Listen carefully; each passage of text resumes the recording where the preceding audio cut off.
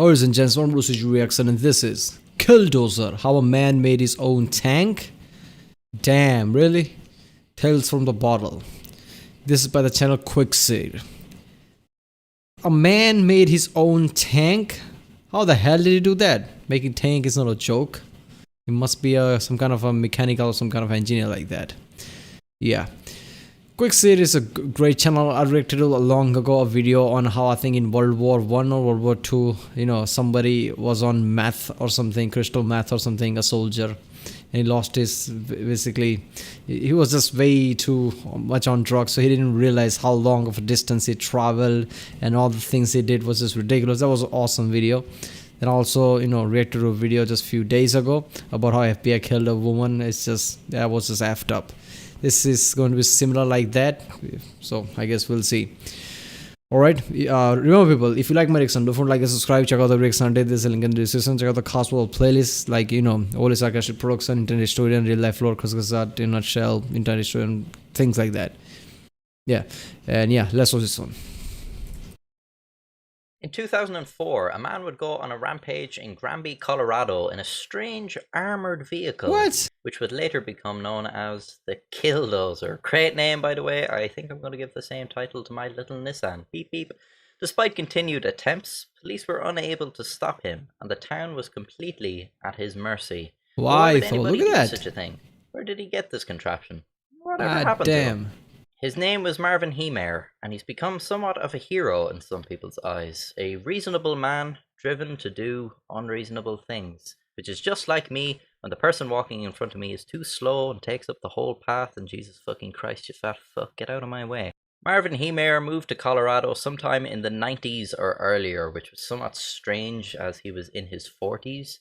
He didn't have a wife or family. He didn't even know anybody in the area. But he was a hard worker, soon setting up his own muffler repair shop in the area, and people said he was a very affable person. So he might be a little odd, but so far, I like him. Trouble began in 2001 when the Zoning Commission approved the construction of a concrete factory adjacent to Marvin's shop. For many years, Heemeyer had used this route to get to his shop, as it was really the only access road leading there. Construction of the plant would block this route, however. Heemeyer tried to appeal the Zoning Commission's decision, but was denied.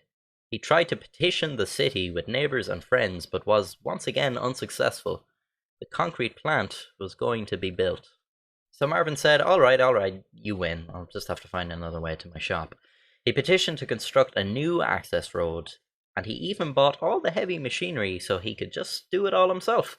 Well, guess what? He was turned down again. To add insult to injury, the construction of the factory cut Heemeyer's connection to the sewage line, and Granby Town Council fined him for not being hooked up to the sewer. With his livelihood seemingly in ruins. Alright, what the fuck? What the fuck? This is the same shit as that, you know, there was an incident of a cop who was beating a guy. A few cops was just, you know, wailing on a guy, and because they were basically beating this guy, his blood, you know, fell on one of their shoes, and they just put that on the charge, like, you know, I guess destroying destroying some police property or something like that, because, you know, his blood got on the shoes because they were the one who was punching him in the face or something like that. This is like that. Your construction of a factory made, you know, destroyed the sewage line, and now you're gonna fine him for it? And what the fuck? I mean, he has a shop there, all right. His original route is blocked, so he basically protested on that. It didn't work, so just like a reasonable guy, he said, okay, I'm gonna create by myself another road, and they denied that. How is that even legal? First of all, if you have a land somewhere that you own, by law, I think you should have access to a nearby road by a small path or something, right? I mean, you can't just have a land and every land around you is just, I guess, surrounded by some kind of factory or something. How are you going to go to your land? How are you going to get access to your land? I mean, there should be a road either going near your land, or there should be a small space of road that connects to some kind of a road, I guess. I mean, how is that? How does that even work? Like no road connecting to his land. So how is he supposed to go, reach there? If you're just going to create factories around his land is inaccessible. I mean, that's not legal, is it? So what he was doing was, I guess, reasonable. This kind of shit just pisses me off. All the, basically different type of, government, municipalities, whatever we call it, always cares about either big factories or group of people, unions, but never cares about a singular person. They always screw them over, whether it's in US or any other country. This is common everywhere. And this pisses me off, man. And then you have people just, getting pissed off, basically, and doing something stupid like this guy did with the Killdozer. I mean, how could you blame him if you're just going to screw him over and over again? This reminds me of, I've learned that in US Senate, basically, senators never loses their position. People always vote them in. People stay for decades as the senators. They don't even leave for a long time because everybody always votes for them. I mean, that doesn't make sense to me. If you know that this kind of shit happens, people get screwed over like this, why do you keep voting the same people in? Why do you keep the same people in power? Change them if shit like this happens, because the people in Colorado, wherever this was, clearly didn't care about a singular person because they didn't care about him. This is stupid. As Marvin felt he had no recourse, he began planning his next move. He would write notes and record audio tapes about his predicament. I was always willing to be reasonable until I had to be unreasonable. Sometimes reasonable men must do unreasonable things. He made a list of establishments and people that had sided against him, and over the next year and a half, he toiled on a secret project. Yeah, okay. I think, like he said in the start of the video, he didn't have any family or nobody when he moved here. I think something happened to him before moving to this place.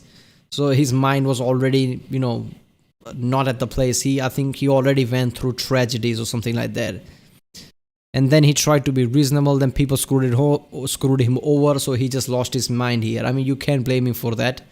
But I think he should have tried to, I guess, go to court or something rather than doing this. I'm pretty sure, before moving to this place, he lost everything, I guess, because he didn't have any family or something like that. So he was already hurt. One of the machines Heemeyer had purchased to build the alternative access route to his shop was a bulldozer. But by the time Heemeyer was done with How did he bought a bulldozer? I mean, bulldozers are not cheap.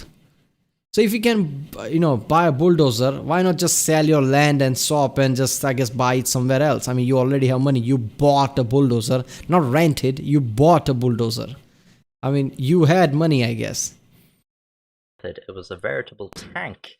The bulldozer was fitted with makeshift armor covering the cabin, the engine, and parts And all of this is not cheap either. So he clearly had resources and money. of the tracks. This armor was over a foot thick in places, God damn. consisting of a concrete mix fitted between sheets of tool steel. This made the Killdozer impervious to bullets and even explosives. To see out of this armor, Heemeyer installed several cameras all around the cabin and hooked them up to 2 monitors he mounted on the inside. The cameras were protected by 3-inch bulletproof plastic. He even fitted in compressed air nozzles to blow dust off the lenses. 3 gun ports were installed, each fitted with a different weapon: a 50 caliber anti-material rifle, a 308 semi-automatic, and a 22 long rifle. I think there's M82 or M83, what's that called? I think it's M82 or M107, I don't know, something like that. This one, 50 caliber. Yeah, so he had those kind of guns. He had money to build a massive armor like that, bulletproof, I guess, plastic for the camera. So he had money for, maybe he took a loan or something for this. Maybe he didn't want to pay back because he knew this would end bad in the end or something like that. Or maybe he had money, because if he had money, that kind of, makes me think like, why go through all this? Just sell the land and buy it somewhere else. You have money. Yeah. Each fitted with steel plates.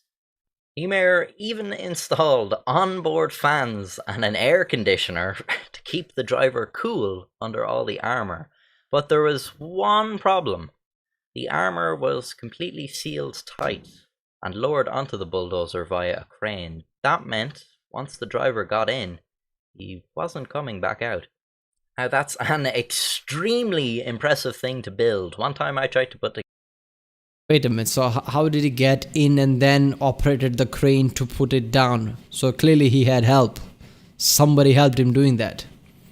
And he clearly didn't expect to come back. This is extreme measure. I mean, I get it, he got screwed over, but just saying that, I'm gonna attack all these people and die, that's kind of extreme. Because he clearly didn't expect to come out from this. Like, this is, this goes with my theory that he probably was hurt before even moving to this place because some kind of tragedy already happened to him. So this event just snapped him, I guess. Together a chair from IKEA, and I put the fucking legs the wrong way around. And he did all of this in his shed. And that's not even the most unbelievable thing about all of this. Numerous people had actually visited Marvin during the year and had been in his shed. And not one of them said anything about the homemade tank sitting in the corner. Like, what was going through their heads as they looked around that garage? Nice toolbox. May get one of them for myself. Broken boiler there by the looks of it. Ooh, expensive power drill. Might ask for a loan of that. Real old pair of boots there. Giant bulldozer fitted with composite armor, 3 gun ports and its own surveillance system. Lawnmower. Heemeyer believed that God had built him for this job and that it was God who clouded the judgment of the people who entered his shed.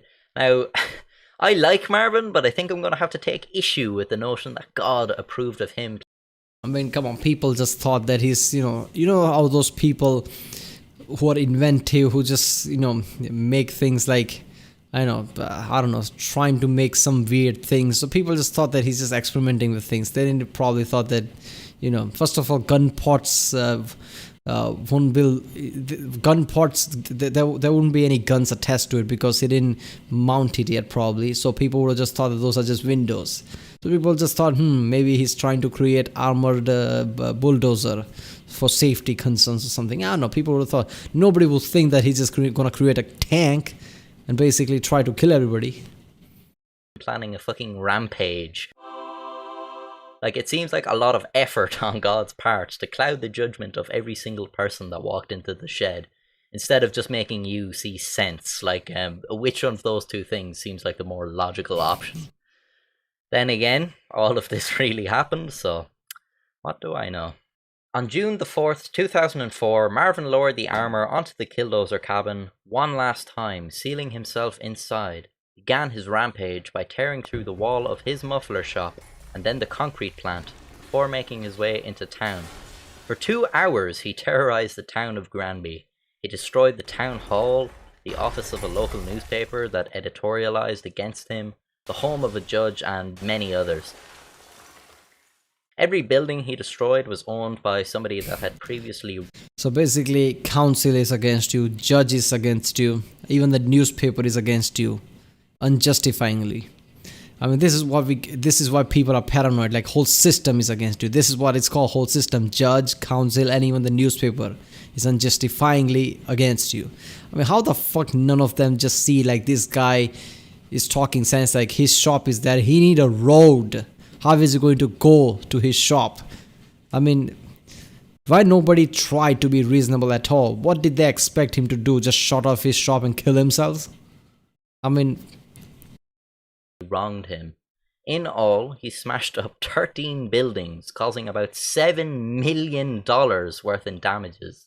But it should be noted that nobody was harmed. Police made continuous attempts to stop the rampage. Local and state patrol, including a SWAT team, followed... He built this armor so he can withstand explosives, and they are with their pistol. Poing, poing, poing. the Killdozer everywhere it went, firing shots at the cab with no effect.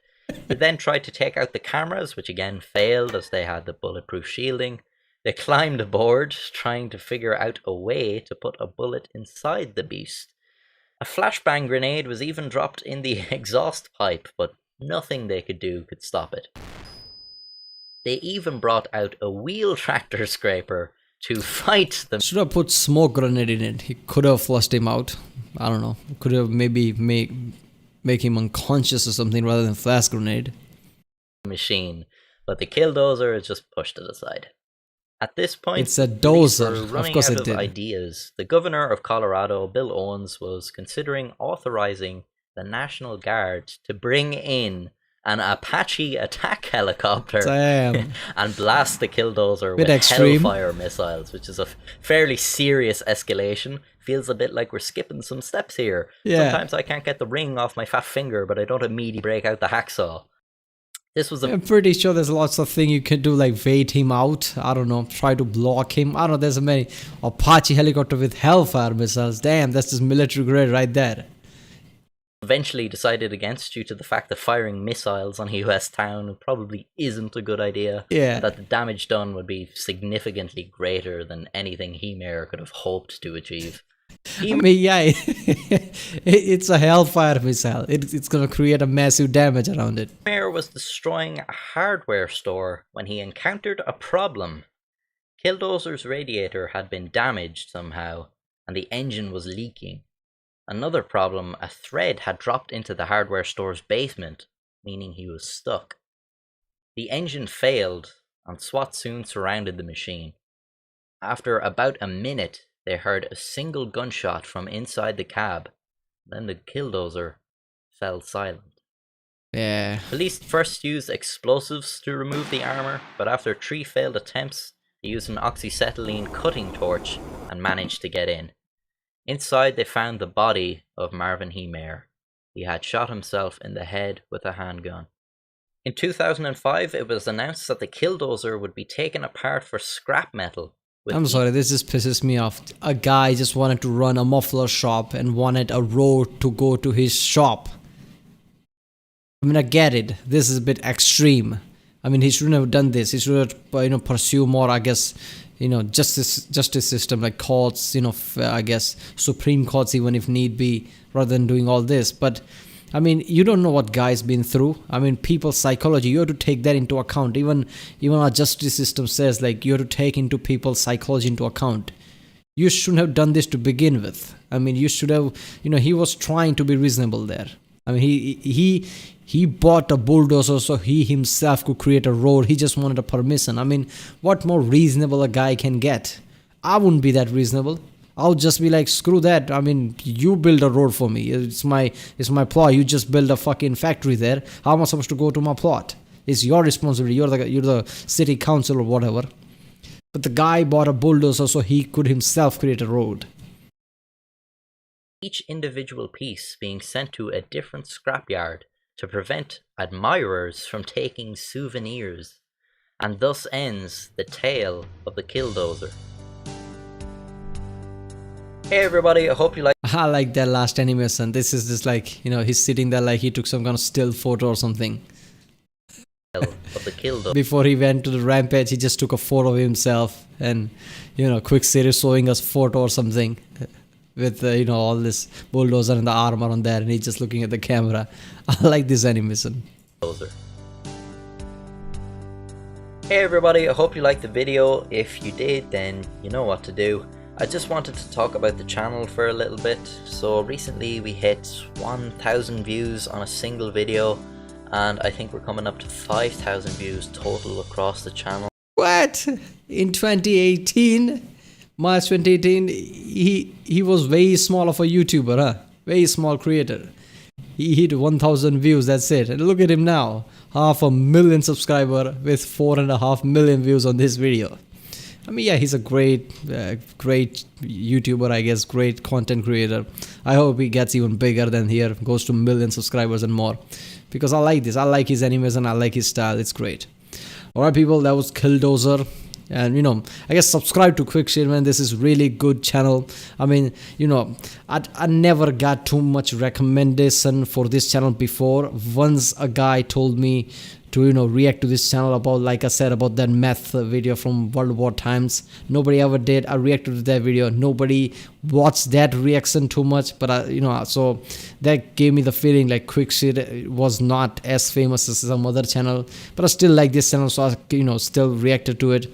Now obviously people finding this video and telling me to react to more like things like this. But yeah, I feel like Qxir is not as famous as he should be, because this is really good channel. So if you like this, if you like this video and everything and never subscribe to this, go to the original channel, subscribe to it. This is a great content creator. Alright people, if you like my reaction, don't forget to like and subscribe. Check out the reaction, there's a link in the description. Check out the castable playlist, check out the end cards, and I'll see you next time.